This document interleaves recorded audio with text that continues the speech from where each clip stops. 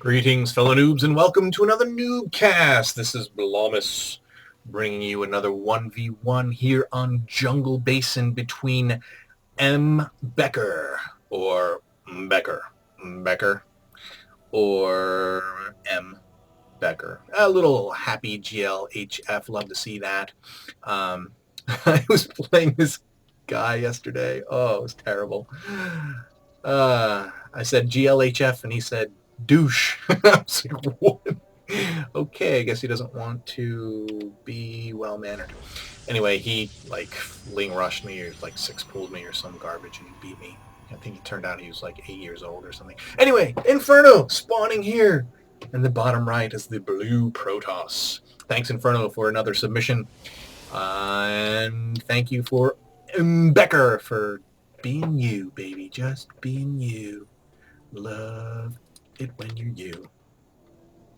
So, here at Nuubcasters, our aim is to become better gamers, to become better casters, to learn more and more about this game we love. As we see Inferno dropping that gateway and getting out of dodge for a scout, as Becker drops that barracks. And also, our aim is to get you involved. We want to, we get to watch the pros all the time, and we can learn from the pros and see positives. We don't get to see so much negatives, though, and here a lot of what we're going to be pointing out is things that we should not do. But we want to be there for your victories and your defeats. So we hope that if you decide to grace us with a replay of your gameplay, that you are not afraid to show us your epic losses as well as your epic wins, because bottom line, the best way to learn is from our losses. It's not always easy to learn from wins, which is, another reason why it's beneficial, I think, to watch lower level games, because pros don't make the same mistakes you make. And sometimes you won't even know the mistakes that you make unless you see someone else make them and have them pointed out to you.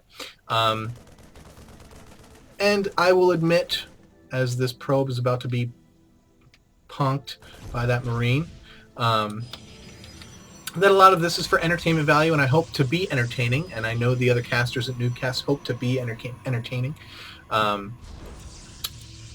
And that is as the Cyber Core and Second Gateway go down for Inferno, and along with the second gas, so we'll be seeing some gas-heavy play here.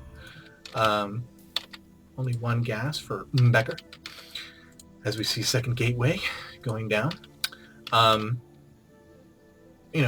desire, we do want to be entertaining, we do want to watch fun games, but we do also want to have the aspect of teaching, not like Travis at Noob School, not going to get that in depth, but the obvious things that we see that are wrong, we're going to pull out. Because, bottom line, I'm still learning the game myself. There's a lot of things, obviously, if you watched any of my replays, then I need a ton of help too. But, we all probably know a little bit more than we are able to execute at the gameplay level. So it doesn't disqualify me or you from being able to talk about good gameplay and to know it when we see it, because we have watched a lot of the pros play. We get to watch Day 9 pick apart the super duper pros playing. And hopefully you're doing that too, as well as coming here to Nuubcast, that you're watching the good casters. And I don't necessarily mean like Husky and HD, while they are amazing casters, and you can learn a bunch. Just as far as analytical guys, I would recommend Crota and Day 9 for the nuts and bolts of the game. Husky's a fantastic caster to love watching his cast. It's very exciting. HD, same kind of thing. But they will point out some things, but not always. Wow, it's interesting to be blocking off this backside and the front side. I've never really seen a Terran do a wall in on both sides. And here we have a probe coming down to prop a proxy pylon down here. So that's very smart. Very smart play on Becker's side of things, to be getting to wall off both ramps. Very, very wise. As we see the 4-gate push, getting ready to, well, push. And Inferno doing a good job of not getting food blocked, getting more pylons out. I don't know about you, but that's one of my biggest problems is freaking supply blocking myself. I do it almost every game, it seems, at least once or twice. Very, very annoying. Marine out here on the Zelnaga Tower, going to see that probe going by. As we see these forces getting up, and Warp Gate has finished. Oh, bad, my bad. No production tab, and just in time as we see the siege tech going down for our red Terran player, Becker. And a second proxy pylon going in for Inferno. He's going to pop up on that ramp, which is great to scout the front, and he's going to see that siege tank, which is going to greet him with a punch in the face. And we're going to see another barracks going down. We have a starport with medvacs on the way out. And we have the engineering bay for missile turrets. I'd like to see Becker get a little bit more guys out. As we see several stalkers being warped in the back line, and this force going to go to the front door, I presume. Going to see some two-prong attack by Inferno, which I think is a great idea on this map. But obviously, Becker's going to see this coming, at least the frontal assault. And he's going to wrap around while his zealot takes fire and gets smacked. Going to kill off that Marine. But we have siege tank ready, and this is just hard. This is a hard.